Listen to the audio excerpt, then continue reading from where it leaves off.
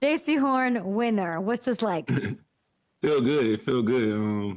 It's the first time since I've been here that we've been over 500, especially this late in the season. So, I'm excited to just keep it going and keep trying to stack wins. It's your fifth year there with the Panthers. You're halfway through this season. You are winning. It is such a testament to your hard work, your belief. We'll get into you personally, but how did this happen? In like one sentence, how did the Panthers get here?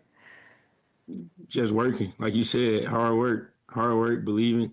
Um, just us staying together as a close group. A lot of people, was counting us out before the season and even throughout the season. Like you see the analysts and stuff picking other teams to win. So we all just stay together as a team and just try to battle hard for each other every Sunday. How does that go over? Who's the person in the locker room that's saying, "Yo, look who this guy picked. Look at they all picked it." Who's that person? Who's that like fire starter? I usually don't even see it until like our social media team posts it like Monday or Tuesday or whatever. I'll just be like, dang. But I mean, it's expected. It's expected. A lot of hard work. You are doing your thing. You are the one-handed interception king of the league.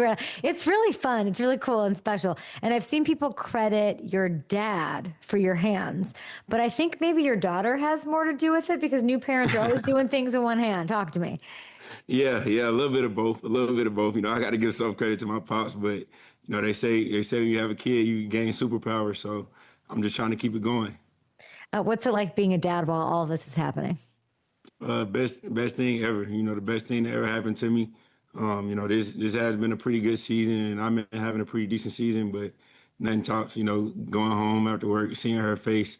Whether it's a good practice or a bad practice, she always brighten up my day. So it's the best thing in the world.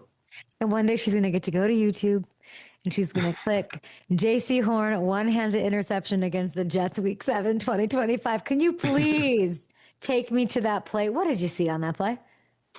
Really just straight quarters. And the receiver actually had a step on me because I was depending on my safety really and just squatting on the route.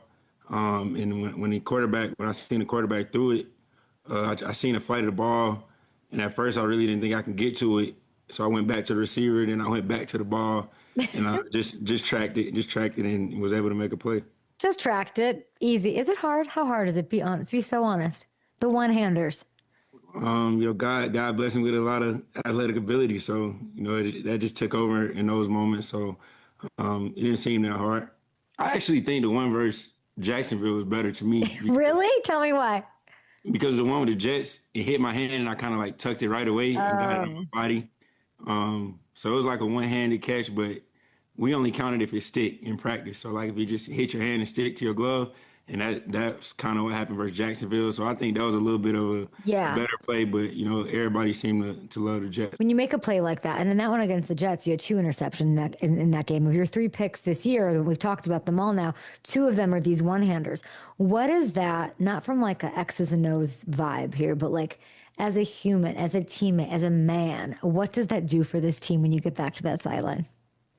It make you feel good. You got a lot of energy, especially when you up on the scoreboard.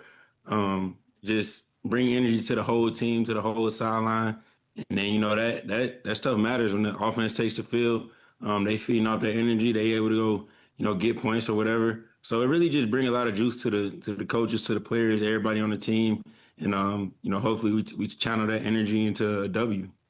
What do you think's led to? I mean, what you're doing is really hard to do, but the hardest thing is doing it consistently. Like when I say fourth lowest passer rating when thrown to, that is week in, week out. That is all this hard work over 5 years from when you were a little kid paying off. Why are you so consistent right now in this year? I think just the way I was raised, my parents, just I, good was never good enough, for my mom and dad. They never praised me too much when I made good plays. It was just always like even when I caught the one hand picks, my dad was just like, "Good play, son," but what happened on this play, or what y'all gonna do to get ready for Josh Allen Is next that a text that week? he sends, or is it like in person, a phone call after the game? What? Text. He a big texter, so he sent me like books that I got to read through. He say that's the only way he can like get out what he want to say through text. So yeah, he has talked to me about it through text, tell me he's a good player, whatever, and then he on to Move the next on. team. or on to the bad play I had. So I think it's just them, expecting greatness from me.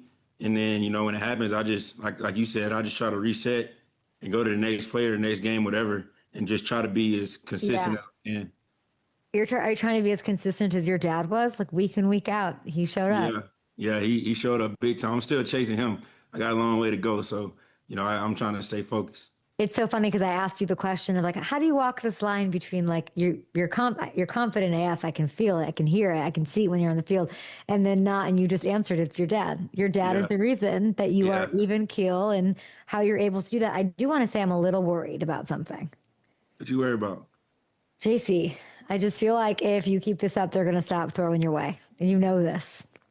Yeah, I mean, yeah, that's what happened with pretty good corners. I mean, but I definitely want more opportunities to take the ball away. So I hope they keep throwing. It sounds like you're motivated by not being talked about as you guys should be. Do you think this is the least talked about 5-4 team ever? Um, I'm not sure, but like I said, I mean, I used to kind of use it as motivation, but I'm kind of used to it now. Just us, struggling over the last couple of years, and I even said it in an interview last year, like our time was coming, and I feel like now's our time. Um, and I was telling all the fans, you got to pick a side and stay there. Either you with us or you against us.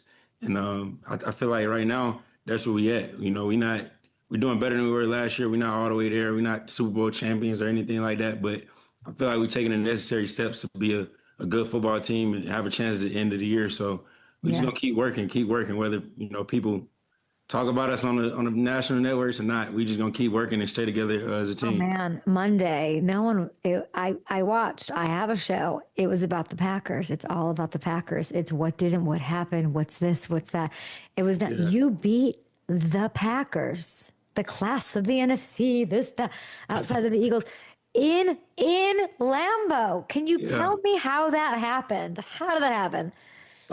We just knew it was gonna be a tough game. That's a good team. They got a lot of receiving threats. Jordan Love, controlling the ship, and he a great quarterback. But our mindset was limit big plays, and just when we get our opportunities to take the ball away. We played real good in the red zone. And that's probably the biggest thing that helped us walk away with that win. Taking 7 points off the board, holding them to three. I think we got one or two fourth down stops. So really just, staying together as a team, especially like you said, in a hostile environment. That was my first time in Lambeau, and it was probably one of the most exciting games I played in as a Panther, right outside of Seattle. But, those places legendary, and anytime you get a chance to play in those places, you got to show up. What were your dad's texts after that one? What a game. After Green Bay game, Yeah. I don't know how to go back and look, but I'm telling you, the message, it damn near be the same after every game. He focused on what I could have did better or what, he even talked to me about the offense sometimes about what they could have did better because it's just a receiver in him to, dissect everything. But, he still loves football. So he always on what y'all going to do next week to stop this or, good game. But why you play this play like that? What were you thinking?